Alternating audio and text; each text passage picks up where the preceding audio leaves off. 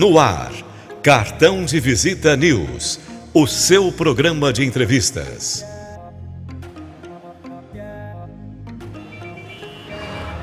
O ritmo acelerado da cidade não precisa ditar a forma como você vive. Para nós, da Pereira ao Vim, qualidade de vida é inegociável. E é por isso que te convidamos a conhecer nosso novo empreendimento, Residencial Alto do Castelo 2. Imagine viver com sua família em um cenário encantador, clima agradável e vista deslumbrante, onde dá para aproveitar bem todos os momentos sem pressa. No alto do castelo, a vida sopra a seu favor. São lotes a partir de 308 metros quadrados para você construir a casa dos seus sonhos em um residencial fechado com espaços de lazer e bem-estar numa das regiões mais valorizadas da cidade. E o pagamento é facilitado, direto com a construtora. Sua nova vida te espera no Residencial Alto do Castelo 2. Pereira ao Vim. Sonhamos mais, construímos mais.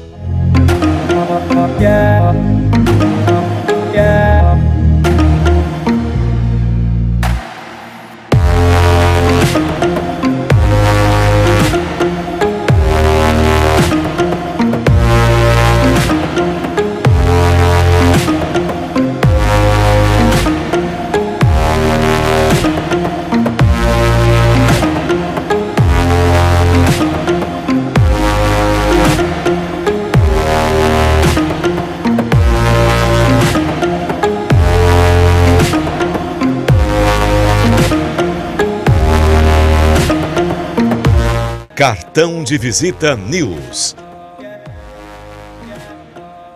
Olá! Olá, estamos ao vivo ou não? Boa noite. Estamos ao vivo. Estamos ao vivo ou não? Que prestígio, hein? Deu uma enroscadinha aí, eu tive que sair do ar. Deixa eu dar uma ajeitada aqui, tá? Doutora, deixa eu só dar uma informação que é para nossa Claro, à comunicação. vontade. A nossa entrevista estará hospedada no portal Cartão de Visita News R7, estará no portal do Correio do Papagaio do Sul de Minas, no portal da Rede Brasil de Televisão e no portal do Grupo Tati. E, obviamente, se inscrevam aí, estará também no Cartão de Visita News no YouTube. Eu quero dizer que é um prazer que a senhora esteja com a gente novamente, está sempre ativa na comunicação, que é importante até para qualquer profissão. Ativa e operante. Né? Olha lá, ó. Olha lá atrás. Hoje o cenário é outro, hein? Dá uma olhadinha no nosso cenário lá, ó. A senhora já está lá. Olha, já tá lá. Olha, hoje é tudo ao vivo. Foi num outro momento. Deixa eu só falar com quem eu estou, a minha convidada, a doutora Luciana Fernandes de Freitas. Ela é promotora de justiça, sempre ativa na internet, até porque é importante informar antes do que haja algum outro tipo de problema. E hoje nós vamos falar, o nosso tema hoje, que eu andei prestando atenção, não sei como é que está a internet dela. Doutora, qualquer coisa, a senhora tenta entrar no 4G, porque às vezes o Wi-Fi ele complica um pouquinho. Eu vou tirar aqui os comentários para ficar mais limpo.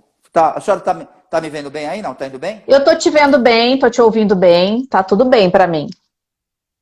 Tá, a senhora tá no Wi-Fi ou no 4G? No 4G. Tá ruim? Então tá. Não, agora tá bom. Agora melhor, agora tá. Tá. Bom, ótimo. Durante eu vou falar um pouquinho, nós vamos mudar um pouco o perfil hoje. Eu queria que vamos direto. Tá. Vamos só voltar para a senhora contar a tua historinha novamente. Como começou tudo e como a senhora chegou como promotora de justiça. Vamos lá, que é importante para que até estimule as pessoas a estarem nessa função hoje. Opa, mas aí nós precisamos de muito tempo, hein? Porque para eu contar toda a história, vai longe. Dá um briefzinho só. Então, na verdade, eu sou gaúcha, né? E depois, na faculdade, eu já prestando concursos públicos, acabei indo morar em Brasília.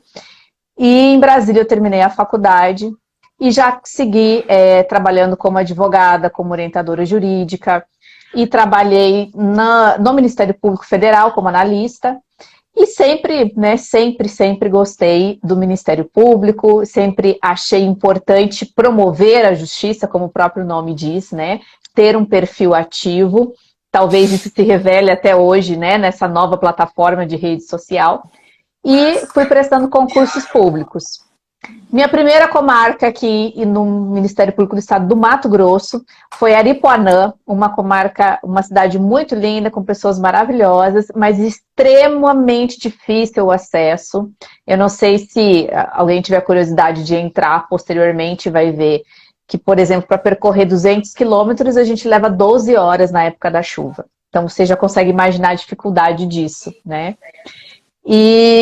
Mas assim, foi extremamente gratificante, e a vida do promotor de justiça, na verdade, não é o imaginário coletivo de glamour, né? E cafezinhos, como eu brinco. A gente tem um trabalho árduo, um trabalho de muito afinco e muitos desafios para serem superados todos os dias.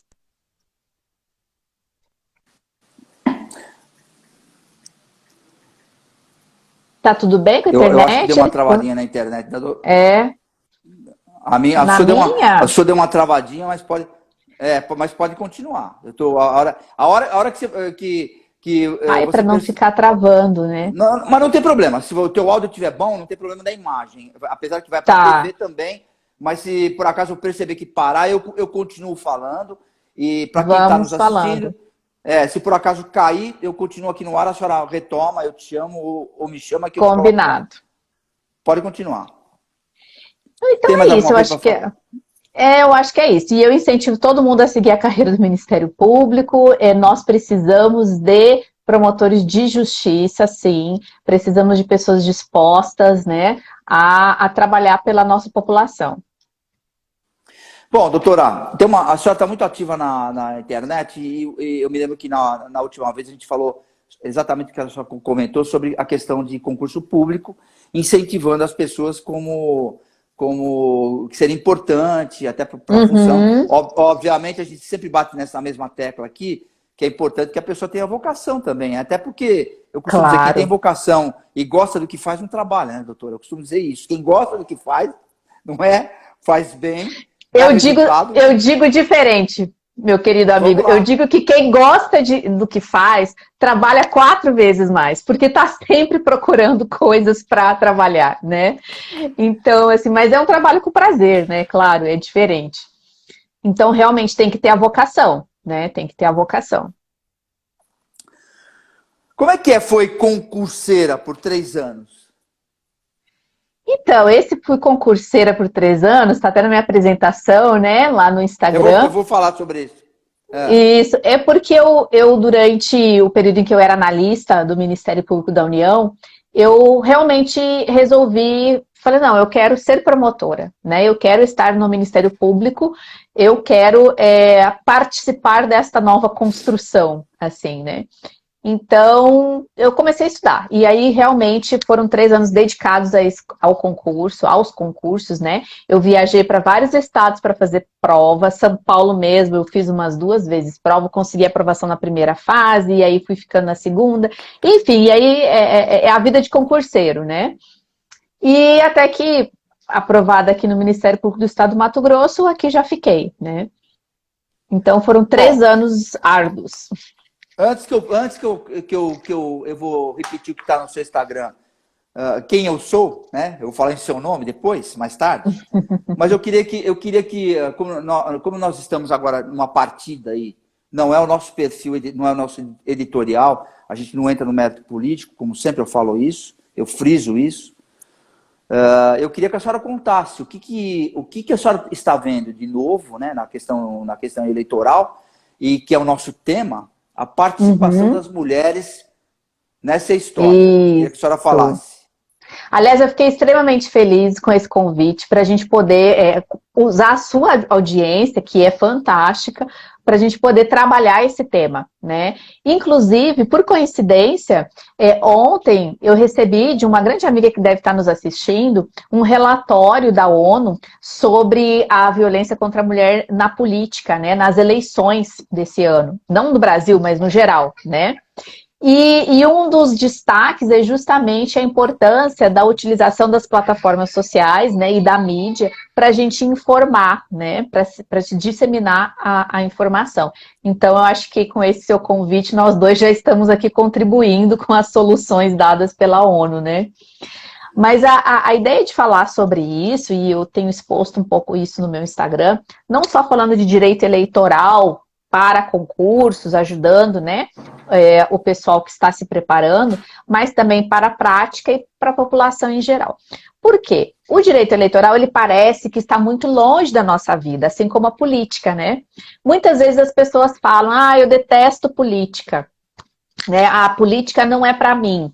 Então, eu percebo, e até assim, trabalhando como promotor, o que eu percebo? Que as pessoas não gostam, e eu também não gosto, é da politicagem, né? Agora, a política em si, o lugar de todos nós é com a política, e a gente tem que disseminar isso. Por quê? Porque nós temos que participar dos rumos da sociedade que nós estamos vivendo e que nós estamos construindo. Então, quando falam hoje, eu não gosto de política, eu pergunto mesmo, você não gosta de política? Então, vamos lá. Qual é a sua opinião sobre a escola para os seus filhos? Tem que ter escola integral, tem que ter escola pública. Nossa, é uma dificuldade para conseguir vaga. Ué, isso é política? Isso é programa de governo, isso é programa de Estado, né?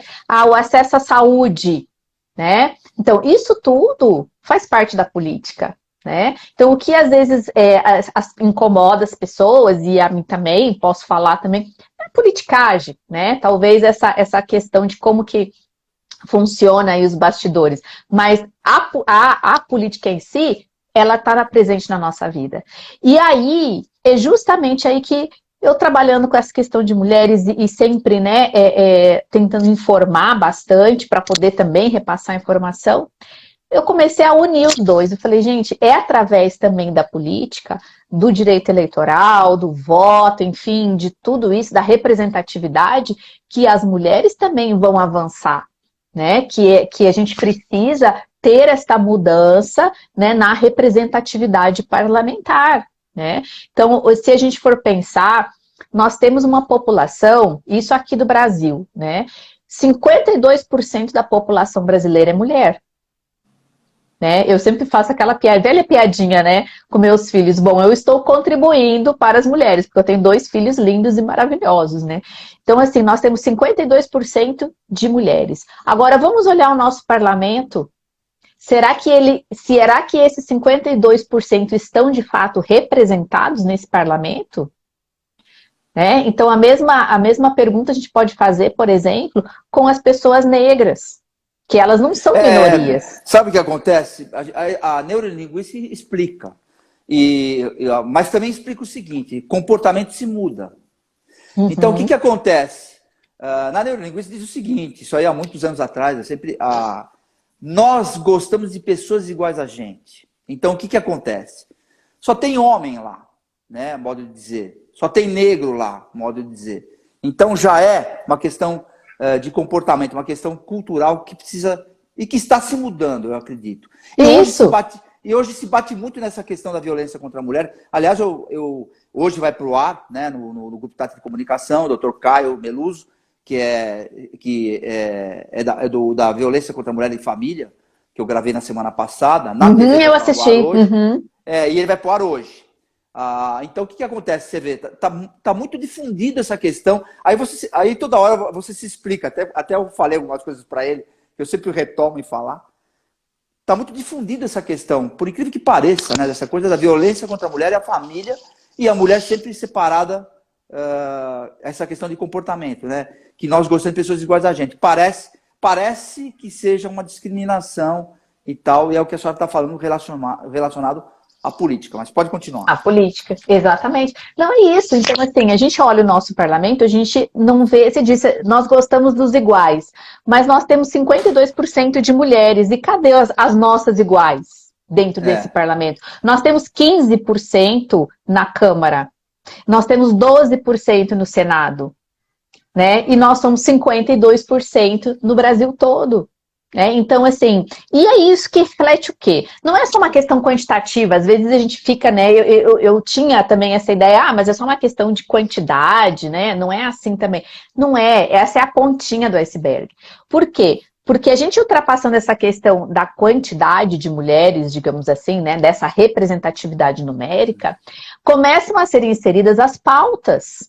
As pautas voltadas para o direito das mulheres, essa igualdade das mulheres, né? Então, vamos te dar um exemplo. Vamos discutir, por exemplo, aborto num congresso que é feito predominantemente de homens.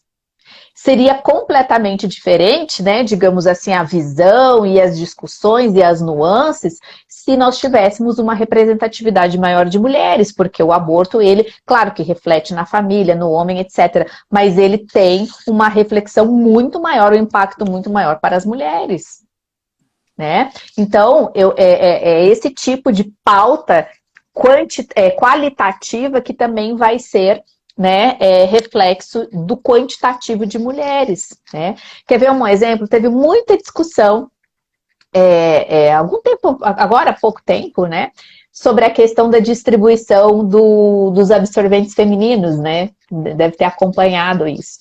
E que teve vetos, e enfim, né?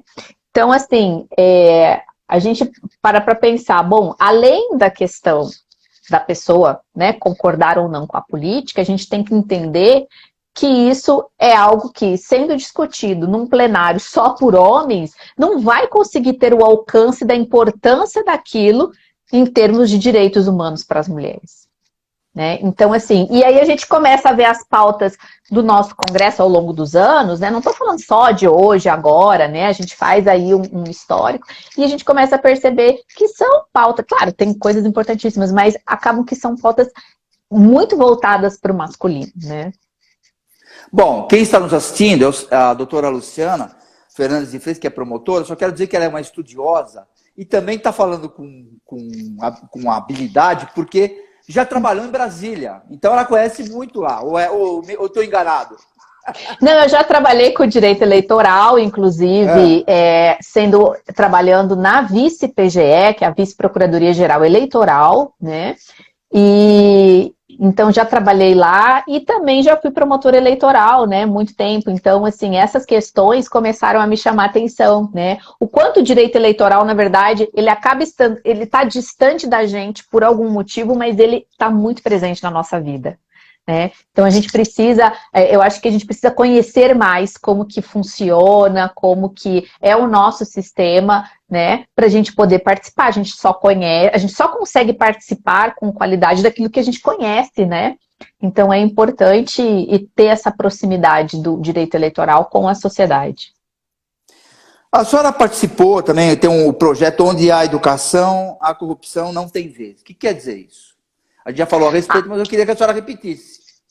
Esse é um projeto muito lindo que também surgiu dessas práticas, né? E também, eu acho que é todo um processo, assim, né? As minhas reflexões de hoje vêm de todo um processo de 8 anos de Ministério Público e mais anos aí de prática, né? Esse projeto surgiu justamente percebendo o quê? Percebendo que o Ministério Público tem aí as ações, por exemplo, ações de improbidade, ações civis públicas, e que a gente trabalha muito na defesa do patrimônio público, né, e de outros bens coletivos. E eles têm resultado? São ótimos. Só que eu percebia, né, que era muito importante que tivesse uma mudança de valores. Porque as pessoas, né, a sociedade é construída de pessoas, nós, promotores, né, os juízes, é um pedacinho só de um mecanismo que vai funcionar, na verdade, quando todo o resto já não funcionou, né? Então, quer dizer, quando chega uma ação de improbidade para o Ministério Público, é porque já não funcionou aquela representatividade, é porque já não funcionou o direito que era para ser implementado, né? E tudo isso é política. Você consegue perceber? Tudo isso é política. Por isso que eu acho interessante essa pauta, trazer essa pauta para a sociedade. Tudo é política, né? Tudo é eleição também, né? A gente exercendo o voto, a gente está realmente, né, participando dos destinos dessa nossa população.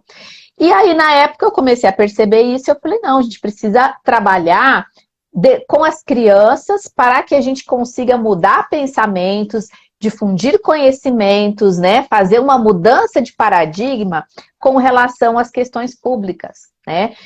Com relação ao trato da coisa pública, dos bens públicos, trabalhar com valores. E aí eu comecei a ir para a escola, junto, né, com alguns companheiros aí que toparam a ideia, e fomos para as escolas.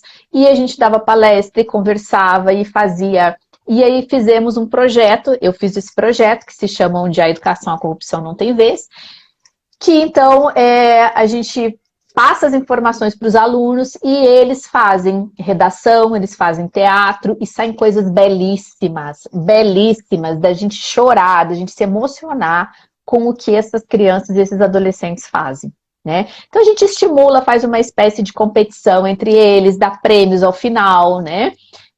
E a arrecadação de prêmios era um desafio, né? Eu tive muita ajuda, graças a Deus, da população, mas, por exemplo, os prêmios, eu ia batendo de porta em porta, né? Pedindo aí, dar um prêmio pra gente, explicando o projeto, e deu super certo.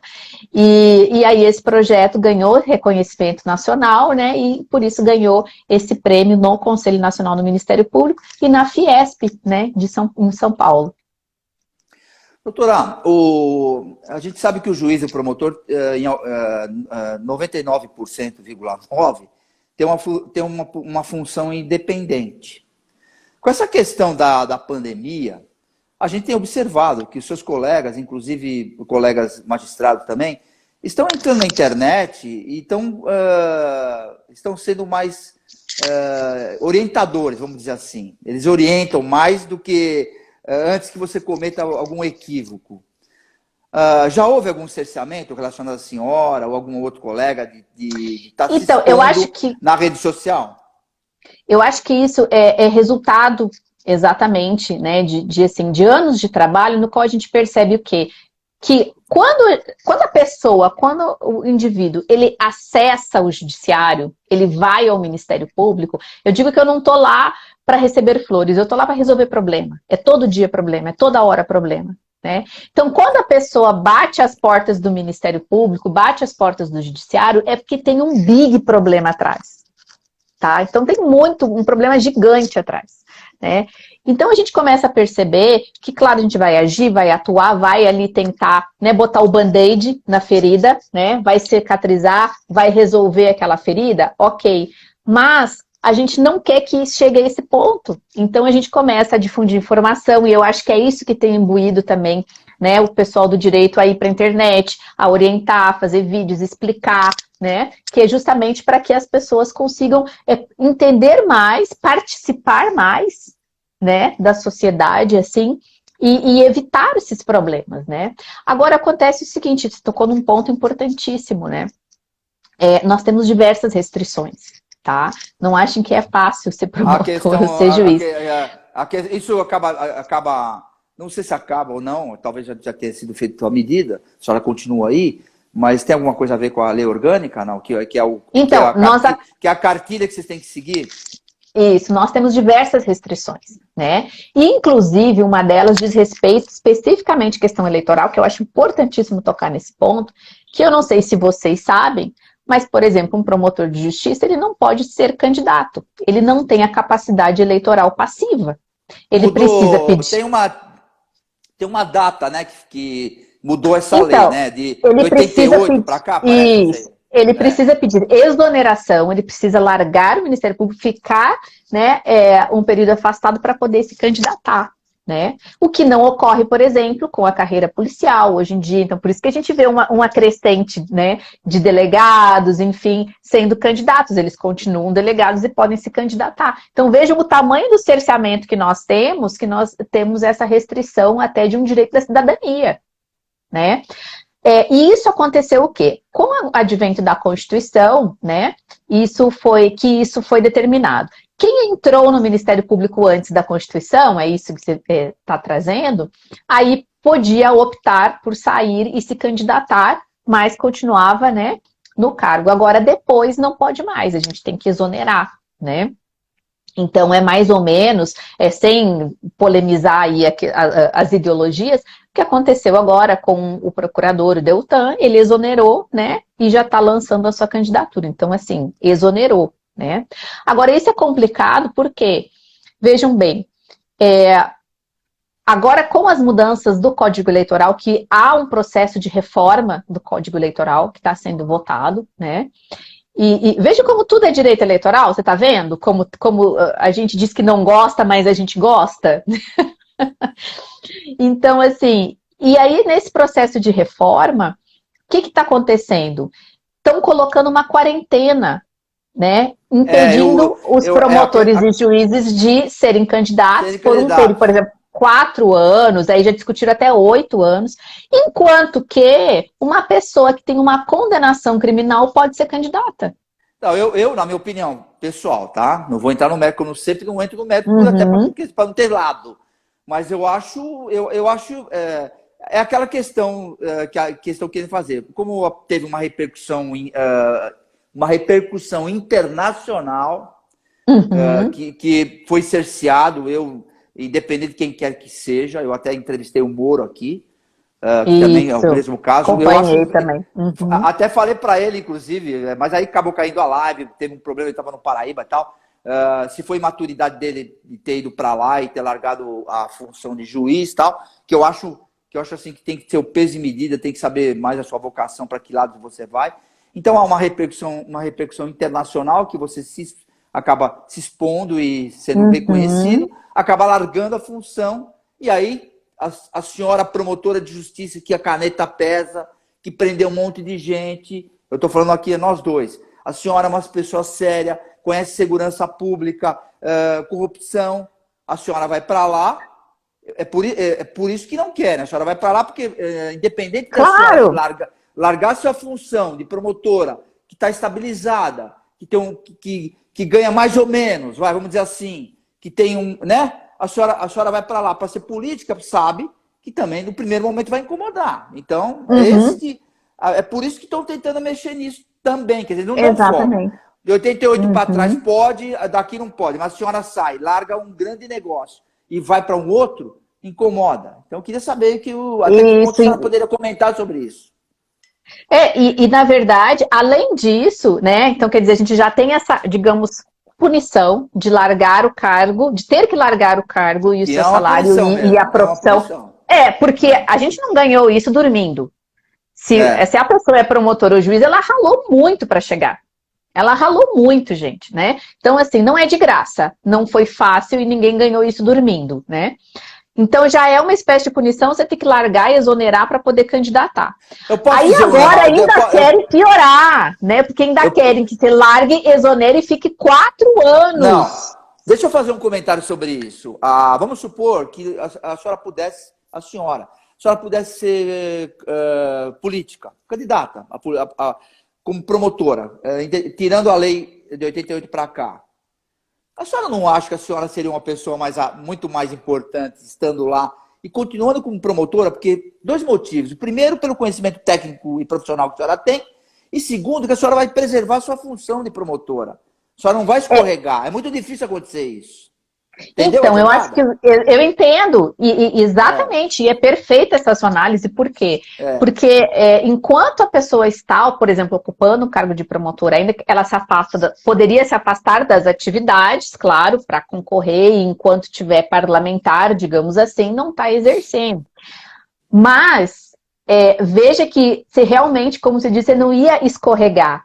Você não ia entrar num sistema, por exemplo, político sujo, porque você tem que preservar o seu cargo, né? Então, você tem esse contrapeso já é uma vertente aí, que é a questão de comprometimento institucional. Precisa tomar um cuidado. Exato. Eu entendo assim como profissional. Eu entendo assim. Exato. Tem isso, né?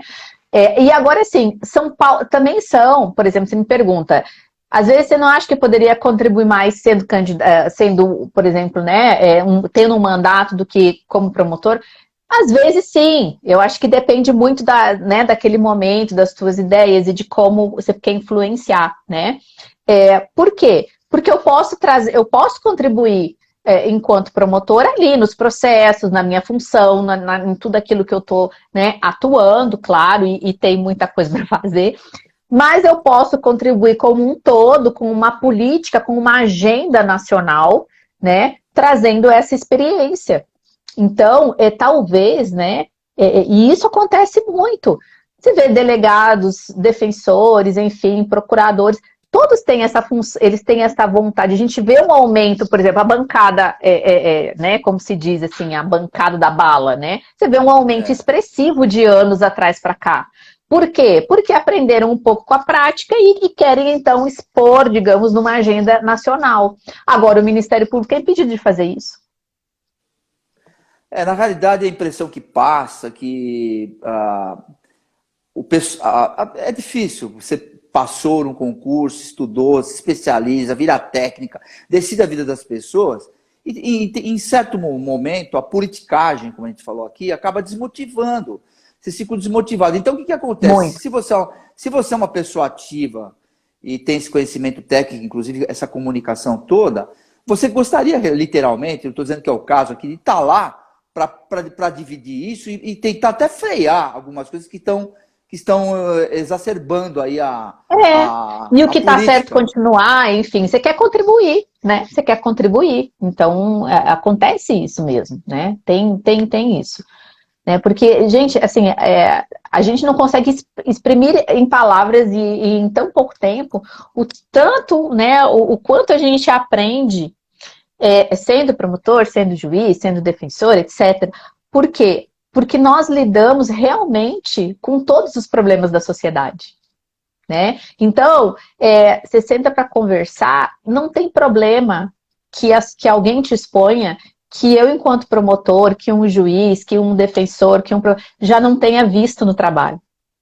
Tá? Porque a gente está ali justamente por isso, para lidar com os problemas da sociedade. Então, a gente tendo todo esse conhecimento prático, né, talvez seja importante, chegue um momento para determinadas pessoas, de acordo com o perfil, de querer trabalhar num legislativo, num executivo, para poder trazer essa experiência, né? E a gente sabe também que tem pessoas que são que tem esse cargo funcional, delegados e tal, que querem ir para a política para ficar mais, não digo preservado, mas ficar mais, porque, sabe, estão totalmente inseguros. Não, eu vou lá, que lá é melhor. Lá eu acho que é melhor que aqui, porque aqui eu não consigo, eu vou agir, eu tenho que responder, eu vou não sei o quê. Tem muitas coisas que pegam relacionado a isso. A senhora tem uma experiência também, eu fiz um comentário agora há pouco, especialização em segurança pública, né? Isso. Eu fiz na UNB, na Universidade de Brasília, uma especialização em segurança pública. É até interessante porque na época eu tinha acabado de me formar e eram 10 vagas, aliás, eram 30 vagas, e aí eram 10 para público externo. E as outras eram para o pessoal que já era de segurança pública, delegados, né, agentes. E aí eu consegui uma vaga do público externo, né, fazendo as seleções, etc. Então, eu era a única advogada ali, porque o resto, né, que eu tinha acabado de formar, praticamente um ano de formada, enfim. Então, todos os outros eram já da segurança pública. E foi um aprendizado imenso, imenso, não só pela qualidade da instituição, né, que dispensa comentários, mas pela convivência, né? Então, assim, eu aprendi muito nessa especialização, e aí depois eu fui trabalhar com direitos humanos, já como analista, na Procuradoria Federal dos Direitos do Cidadão, né? Que trabalha com direitos humanos, e aí eu, como tinha esse conhecimento, fui chamada para trabalhar e assessorar na parte de segurança pública e direitos humanos. Então, eu trabalhei bastante tempo com isso também, né? Vamos retomar o nosso assunto que a senhora está toda hora no ar falando, eu acho que e fala bem, gosta do que fala, tem vocação para isso, tem perfil para isso. O que a gente pode falar mais relacionado, nós temos ainda um tempinho bacana ainda, o que nós podemos falar mais relacionado a essa questão das eleições e da mulher envolvida, mais envolvida? Pode abrir o jogo. Olha que, vamos lá, eu acho que é interessante, porque eu acho que a luta feminista, ela não é uma luta assim, de 10, de 5 anos, é uma luta já de séculos, né? E só que a sensação que me passa, isso é uma percepção pessoal, né? Assim, eu não tenho. Eu gostaria de que todas as feministas estivessem aqui para a gente discutir, mas é uma percepção pessoal, assim. de que nós estamos num momento que eu acho de uma maturidade, de uma mudança de paradigma na questão eleitoral, sabe? Então eu vejo, por exemplo, a questão do Chile, né? Você olha, não sei se vocês já viram o Ministério Novo, todo o Ministério Novo do Chile, né? Mudou o governo e agora foi constituído todo um novo ministério, enfim, como sempre acontece. Então, se a gente olha aquela fotografia, são 14 mulheres nos ministérios, né? E aí a gente percebe o quê? Que teve essa mudança, essa quebra, né? Dessa resistência, desse paradigma. Ou de, só tem uma mulher, ou de colocar só outra mulher, ou de colocar só em alguns ministérios, por exemplo, o Ministério de Direitos Humanos e Família, é coisa de mulher, vamos botar na mulher, né? Então, assim, houve uma transversalidade, a mulher está em todos os ministérios lá, né? E aí a gente percebe que parece que há uma expectativa para as nossas eleições também, de que ocorra essas mudanças, né? De que ocorra essas mudanças de representatividade, enfim. E além disso, o que acontece? Nós temos algumas regras aí falando juridicamente, né? Nós temos algumas regras que mudaram para as eleições de 2022 e que podem ter um certo impacto com relação a isso, né? Então, vou te dar um exemplo. Foi prevista numa lei agora no final do ano, que vai alterar o processo eleitoral de 2022, que com relação à distribuição do fundo partidário e do fundo eleitoral, né? Vão ser contados em dobro os votos dados para mulheres. Tá? Então, assim, o que quer dizer isso? Quer dizer que a mulher, na urna, eu vou lá, voto numa mulher, ela vai ter dois votos? É isso? Não. É pra ter mulher mesmo lá. É o quê? A questão você votou na mulher, ok, é um voto só, como de todo mundo, não vai ter nenhuma vantagem em termos de numérico de votos. Essa contagem em dobro vai ser com relação à distribuição dos recursos do fundo partidário e do recurso do fundo eleitoral. E isso significa o quê? Que vai ter aquele partido que incentivar a participação da mulher na política, a ser eleita, a ter votos, ele vai receber mais dinheiro para o seu funcionamento, para as suas campanhas posteriormente, né? É um caminho de quebra de paradigma, hein? É um caminho de quebra de paradigma. Exatamente. E aí o que vai acontecer? Que a expectativa é essa, né? Que aconteça. A gente já tinha as cotas de candidaturas para as mulheres. E eu trabalhei nas últimas eleições municipais como promotora eleitoral, e eu posso te dizer que eu vi muito isso. O que acontecia? Os partidos encaminhavam lá a lista dos candidatos. Aí eles esqueciam de botar as mulheres, né? Aí a gente fazia lá uma manifestação de indeferimento do registro, porque não tinha a cota das mulheres. Aí logo no dia seguinte já aparecia nome lá de 2, 3 candidatos.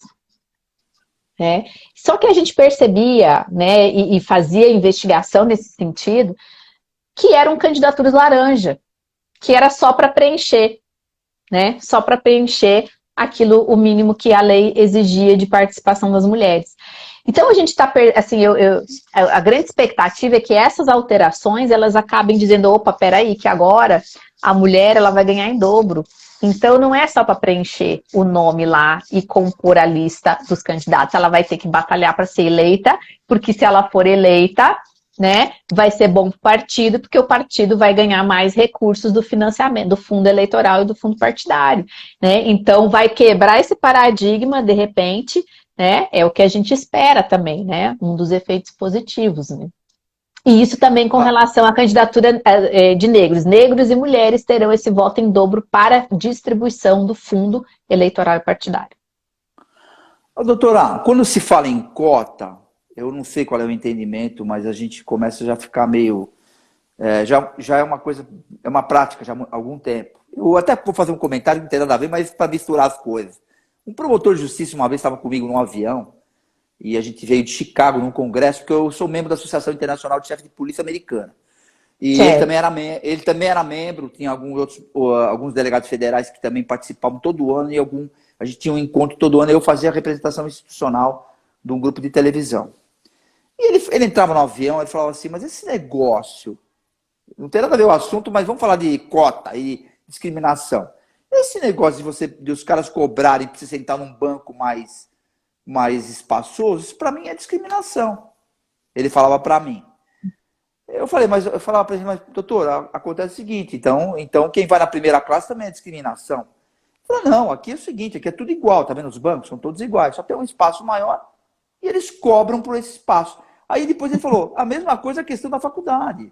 O negro tem cota para pôr negro na faculdade, tem cota para colocar, talvez mulher, a senhora acabou de comentar. O que a senhora pensa sobre isso? Falando relacionado bem no foco de mulher, vai. Uhum. Na verdade, o objetivo das cotas é justamente ter uma alteração, primeiro, quantitativa, né, dessas representatividades. Porque a gente volta ao exemplo inicial aqui da nossa live, né? Você tirar uma foto, você imagina uma fotografia da população, toda a população brasileira, imagina uma fotografia. Metade dessa fotografia tem que ser de mulher, tá? Porque quantitativamente nós temos 52%. Né? E aí a gente olha para o Congresso, nós temos só ali no total uma média de 12% de representatividade. Aí você vê a fotografia do Congresso, as mulheres estão assim. Elas nem aparecem, né? Quase. Estão lá escondidas no terno, né, atrás dos ternos pretos lá. Então, a primeira ideia da cota, e a mesma coisa com relação aos negros, né? A primeira ideia da cota é alterar esse quantitativo, né? Então, assim, é dizer, olha, vamos alterar isso aqui, porque isso aqui não representa, essa fotografia só com aquelas 2, 3 mulheres ali no cantinho não representa a sociedade brasileira, né? Ou só com aqueles 2, 3 negros não representa, porque os negros também têm um número muito mais expressivo, por exemplo, do que as pessoas brancas. Então, e a gente olha para o Congresso, o que é isso? A gente olha para os órgãos de cúpula, onde estão? Agora, pode dizer que melhorou um pouco, mas tem um ou outro, porque a gente ainda consegue lembrar nominalmente, né? Você pensa, quem é o negro na STF? Joaquim Barbosa. Você consegue... A doutora Luciana Fernandes de Freitas, a senhora acha que com a pandemia a senhora aprendeu mais, não? Foi um caminho para se estudar mais? De comportamento? Para estudar mais? Eu acho que a pandemia mexeu com todo mundo. Nós não temos nós não temos como negar que a pandemia, que a sociedade mudou. Pessoal, são 2 anos que a sociedade mudou. E a gente não vai voltar para o antigo normal, né? E o novo normal a gente nem sabe como que é, porque ainda está tudo sendo, né, processado. Então, a pandemia mudou todo mundo, não tem como negar isso. Né? E nesse período, a gente, assim, eu pelo menos entendi que era necessário que a gente pudesse compreender essa mudança, né? Ou pelo menos o mínimo, né? A gente não consegue compreender tudo. Então, acho que foi um período que realmente eu acabei estudando mais, né? Além do que eu também tenho essa formação de sociologia, né? Justamente pela especialização em segurança pública e sociologia. Então, eu gosto muito de estudar essa parte de sociologia. Isso vai estar tudo junto com a nossa entrevista, vai estar lá formalizado nos portais de notícia. Lá, quem tiver interesse, pesquisar. Então, eu acho que também já me deu um olhar, assim, né, diferente para o que estava acontecendo com a pandemia, né? A sociedade mudou. E se a sociedade mudou, o direito tem que mudar. Né? Porque o direito ele tem uma dupla função, né? Ele conforma a sociedade, mas ele também é formado pela sociedade, né? Ou seja, ele estipula regras para o funcionamento, mas essas regras também acabam de uma outra forma sendo estipuladas pela própria sociedade, né? Então uma via de mão dupla aí. Então eu acho que foi importante, né? E eu acho que todos os profissionais do direito eles acabaram entendendo isso, né, que algumas coisas iam ter que mudar. Então, assim, e tá mudando ainda, né, tá mudando ainda. Eu acho que esse novo normal ainda não está estabelecido, a gente ainda vai levar um tempinho para processar tudo e para, assim, trazer de novo uma espécie de consolidação da sociedade, de como que funciona, porque os nossos paradigmas foram todos quebrados há 2 anos, né, todos quebrados há 2 anos. A senhora, como operadora do direito, a senhora acha que nós vivemos um celeiro jurídico hoje e que tem alguém, e que tem pessoas não politicagem nem político, que tem interesse que as leis não mudem, não? Existe algum órgão que a senhora enxergue que tem interesse que as leis não mudem e que a gente vive literalmente num celeiro jurídico, tudo é jurídico, Tem gente até que me questiona, por que você entrevista só magistrado, promotor? Realmente eu entrevisto pessoas que são de carreira. Eu acho que tem. Eu acho que tem, mas não assim por razões institucionais. Eu acho que tem por razões culturais da própria pessoa, né? Por uma formação jurídica, por uma formação, né, valorativa cultural da própria pessoa. Como dizia Ortega y Gasset, né? Eu sou eu e minhas circunstâncias. Então, um juiz, um promotor, enfim, eles, assim, nós temos a nossa cota da impessoalidade, mas 100% impessoal ninguém é. Nós temos as nossas formações, né? Essa asepsia, né? Uma pessoa desprovida de qualquer valor e sentimento, ela não existe, né? Então, assim, pode ser que tenham pessoas, alguns profissionais que tenham resistência, e a gente vê isso, né? Tem resistência até, por exemplo, uma audiência online. Tem profissionais que ainda não conseguem entender que isso mudou, que a audiência hoje é audiência online, né? Porque fica preso nesse celeiro jurídico, não quer mudar algumas coisas, né? Mas vai ter que mudar, porque assim a sociedade mudou, né? Não tem volta. A senhora consegue atender a parte... Já fiz perguntas para outras pessoas sobre isso. A senhora consegue atender a parte, o advogado, por exemplo, pela internet? Consigo, atendo muito. Por quê? Porque é importante, né? Você falar com a parte, até por uma questão de você ter os autos lá e a tua convicção tá... Não, a gente tem que conversar, enfim. Por exemplo, na minha promotoria eu faço acordos de não persecução, né? Então, o acordo de não persecução, ele é justamente para evitar uma ação penal em determinados crimes que não são tão graves, né? Com penas menores, etc. Isso é importante, então, isso é importante, é uma possibilidade da lei e é uma grande oportunidade para que a pessoa... Eu acho isso sensacional, porque às vezes a pessoa erra por uma infantilidade ou por uma bobagem ou porque achando que não vai acontecer, e às vezes precisa tomar um susto. É mais ou menos assim, falando na informalidade, entendeu? Isso, mas é isso mesmo. E aí evita um processo judicial, uma condenação criminal, por exemplo, transitada em julgado, ela vai fazer um acordo, né? E vai receber ali uma reprimenda, digamos assim, uma punição, mas que não uma pena, e pronto, né? Então eu faço esses acordos, né? Da minha atribuição. E eu preciso, então, conversar com os advogados para a gente estabelecer, né, consensualmente, né, porque não é imposição, é um acordo consensual, enfim. Então, eu atendo muito, né, e sabe que eu acho que funciona muito, pelo menos nesta parte, tá? Eu acho que funciona muito essa questão da internet, do online, né? A gente tem uma objetividade e uma produtividade muito boa nesse sentido, tá? Agora, por outro lado, né, nem tudo são flores. O que eu vejo? Eu vejo que essa questão da internet, de fazer as audiências online, enfim, a gente também tem que ter formas de incluir aquela população que é excluída digitalmente, porque ainda temos essa exclusão. Então a gente não pode fechar os olhos e dizer, não, agora é tudo online. Tem gente que não tem celular. Existe uma geração que eu não acredito que essa geração consiga. Eu acho que é daqui para frente, mas tem uma geração que não tem equipamento, exatamente. Não sabe nem mexer, tem medo de mexer. E tem gente que não tem condições mesmo, né? Eu vejo muito assim, tem gente que não tem condições financeiras de ter um celular, de ter uma internet, enfim, de ter acesso. Sabe o que acontece muito em audiência?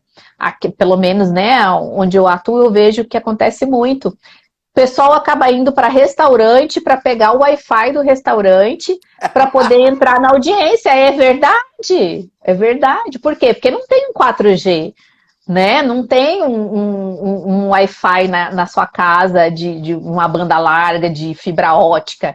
Então, na hora da audiência, o povo está lá no restaurante. Tem até um restaurante aqui que é muito conhecido, porque o povo vai tudo para lá. A gente já reconhece até a parede do restaurante no fundo, quando a pessoa está lá, né? Para pegar o Wi-Fi para poder acessar.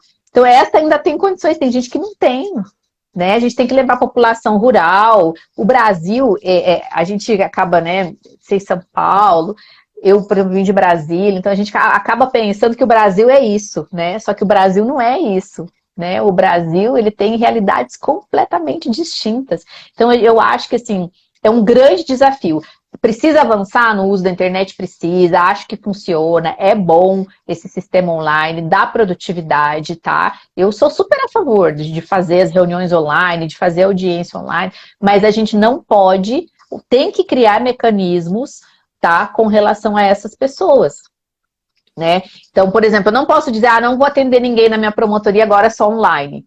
E se o senhorzinho que está lá veio da zona rural para conversar comigo, que ele não tem nem acesso, ele não sabe nem o que é internet, você começar a conversar com ele, não sabe, entendeu? Eu vou fechar a porta? Claro que não, né? Então, a gente tem que ter esse acesso, tem que ter esses mecanismos alternativos, e isso é um grande desafio para o judiciário, por exemplo, né? Agora, essa questão da internet, de você atender pela internet, ou fazer uma audiência pela internet,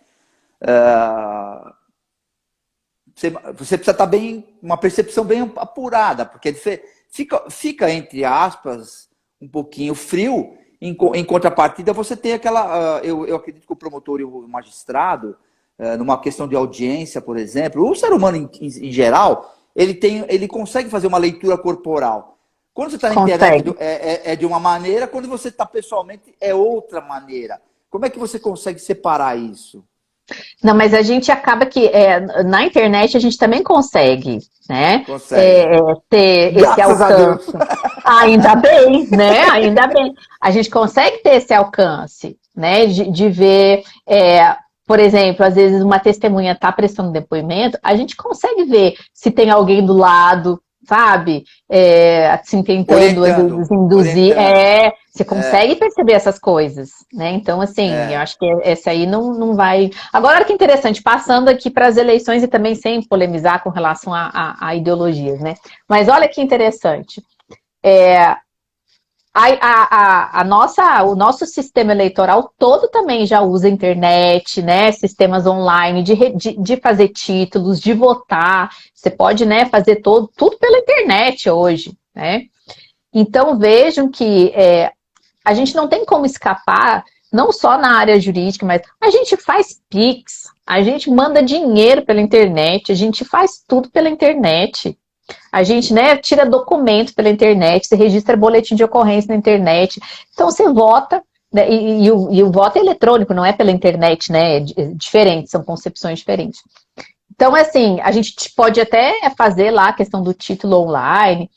Então, não tem como a gente dizer que não vai funcionar um sistema jurídico online. Claro que vai funcionar, né? Vai ter audiência online, só que tem que ter, e eu acho isso muito importante, os mecanismos de acesso para as pessoas que ainda não têm essa inclusão digital. E eu acho que esse é um grande tema para essa mudança da sociedade, é a inclusão digital, tá? É a inclusão...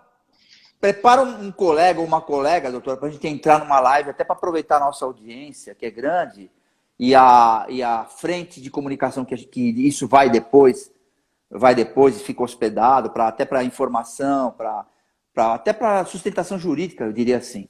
Aproveitar isso, eu estou à disposição para que a gente... É importante aproveitar essas autoridades que têm essa comunicação e que queiram falar e que vêm com coisas novas também, que é o seu caso, a gente tem observado para falar sobre isso. O que você tem... Não, pode deixar. Eu acho importantíssimo falar sobre isso. O que você tem para falar mais que você poderia, por causa do nosso tempo?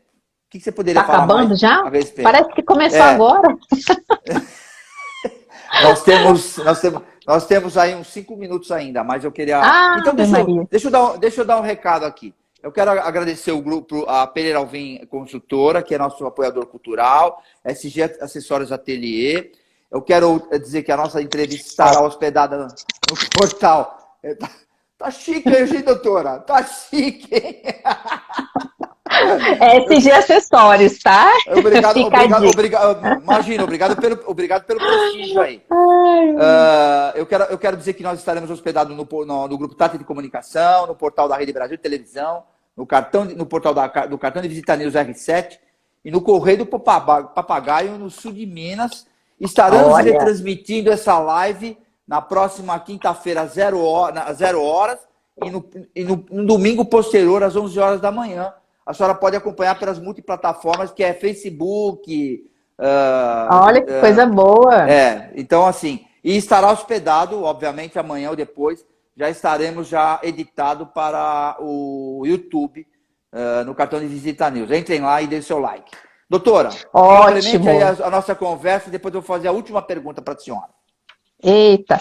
Não, eu, na verdade, só quero até fazer uma divulgação aqui, né? Que eu entrei nesse mundo, digamos assim, eleitoral, né? E também misturando aí, como eu coloquei na minha apresentação, eu gosto de falar sobre muitas coisas que se conectam, né? Eleitoral, mulher, enfim, penal, processo penal, a gente mistura tudo. E vai sair um lançamento meu sobre direito eleitoral daqui uns dias, então sigam aí, acompanhem as minhas redes, né? Eu vou fazer questão de te encaminhar um exemplar também. Pode me mandar inclusive o release desse vou lançamento, te mandar. que é para a gente soltar antes no portal, no Cartão de Visita. Ótimo, não, vou te mandar. E aí eu vou, assim, peço que quem esteja assistindo aí printe a nossa live, porque na última vez eu não printei e eu fiquei sem o registro, acredita? Então vamos printar essa live. Vamos fazer isso já aqui, peraí. Deixa eu ver se eu consigo aqui, peraí, vamos ver se eu consigo aqui, acho que sim. Foi? Acho que foi, né? Foi. Pronto. Foi? Ai, que ótimo. Foi. E aí me marquem aí, eu depois reposto também.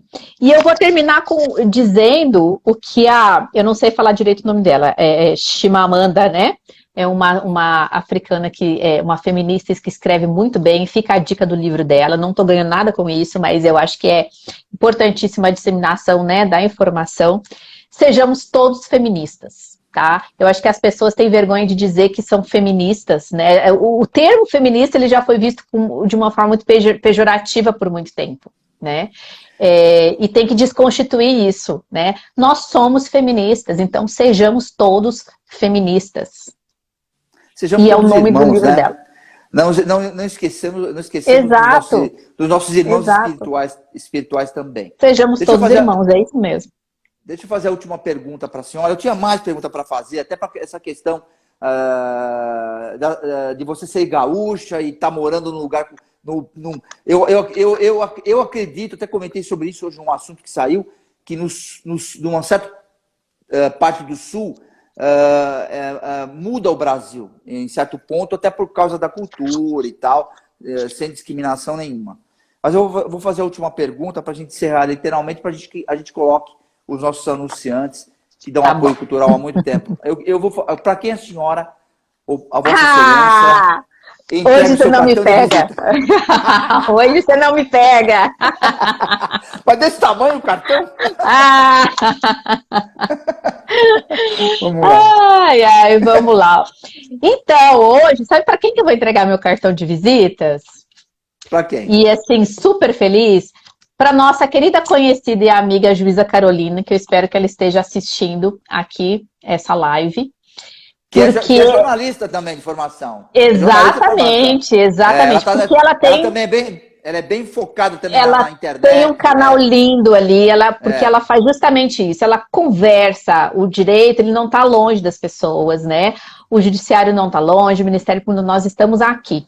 Então, ela é linda e maravilhosa, eu sou super fã, ela fala super bem sobre as coisas, e ela que acabou nos aproximando aqui e dando essa oportunidade, né? Então, esse cartão vai para ela, eu acho que ela está assistindo, deve estar assistindo aí. Eu não a conheço pessoalmente, né? Você vê como a internet conecta também, né? Nós acabamos gerando essa amizade virtual aí.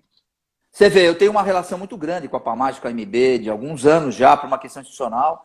E eu não sabia também, ela tá envolvida totalmente, que ela cuida da parte de comunicação lá, uma pessoa certa. E quando ela tá passando na live, você fica olhando para ela, parece que ela tá conversando com você, porque olha, você tal, ela é muito meiga, muito maravilhosa, inteligente. Então assim, vamos ver se uma próxima a gente vai conectar com ela e gerar algum outro assunto. Doutora, obrigado por esse conteúdo. Entendeu? Eu que agradeço. Quero agradecer o Grupo Tata de Comunicação, a sua direção, que tá dando prestígio nessa grupo maravilhoso. Muito obrigada. Nessa relação institucional que hoje é a 6ª emissora que cresce no Brasil rapidamente. Hoje nós estamos ligados ao Grupo Bandeirantes, ao Grupo Record, inclusive ao SBT, e muito forte em Ribeirão Preto, no canal aberto, na NET. Então, assim, eles apostaram nessa questão institucional e dando chance, né, para todos aí. E eu queria também deixa eu fazer uma perguntinha rapidinho, eu tinha que encerrar já. O que a senhora achou da live com o Dr. Caio? Porque a senhora achou que eu fui machista ou não? A senhora foi o que vai... Achou que eu fui machista? Porque eu falava para ele, doutor, toda vez que eu pergunto que eu falo que mulher bate em homem, ele fala, as mulheres falam que eu sou machista. Não foi machista, não. Eu acho que você foi instigador. Eu acho que você foi instigador. Então é isso. Muito obrigado, doutora. Então, eu que agradeço. Se abraçar. Abraços. Viu? Tá sempre elegante hoje, principalmente. Muito obrigada. Muito obrigada a vocês, ao grupo de comunicação, e até a próxima. Até mais. Obrigado. Tchau, tchau. Fica com Deus. Eu também. O ritmo acelerado da cidade não precisa ditar a forma como você vive. Para nós, da Pereira ao Vim, qualidade de vida é inegociável. E é por isso que te convidamos a conhecer nosso novo empreendimento, Residencial Alto do Castelo 2. Imagine viver com sua família em um cenário encantador, clima agradável e vista deslumbrante, onde dá para aproveitar bem todos os momentos sem pressa. No alto do castelo, a vida sobra a seu favor. São lotes a partir de 308 metros quadrados para você construir a casa dos seus sonhos em um residencial fechado com espaços de lazer e bem-estar numa das regiões mais valorizadas da cidade. E o pagamento é facilitado, direto com a construtora. Sua nova vida te espera no Residencial Alto do Castelo 2. Pereira ao Vim. Sonhamos mais, construímos mais.